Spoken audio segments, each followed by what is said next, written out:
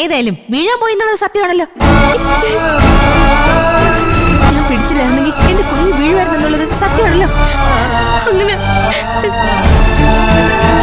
അപ്പൊ പിന്നെ ഇനി മേലിൽ നീ എന്റെ കുഞ്ഞിനെ തൊടാൻ പാടില്ല എന്ന് ഞാൻ പറയുന്നതിൽ ന്യായമുണ്ടല്ലോ.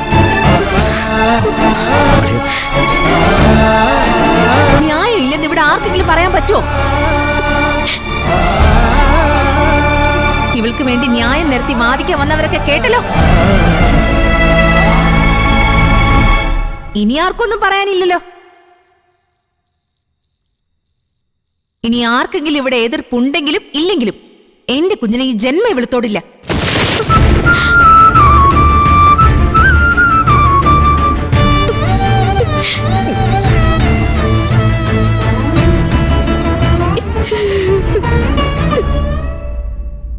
ഞാൻ ഈ കുഞ്ഞിന്റെ അമ്മയാണെങ്കിൽ തൊടാൻ ഞാൻ സമ്മതിക്കില്ല.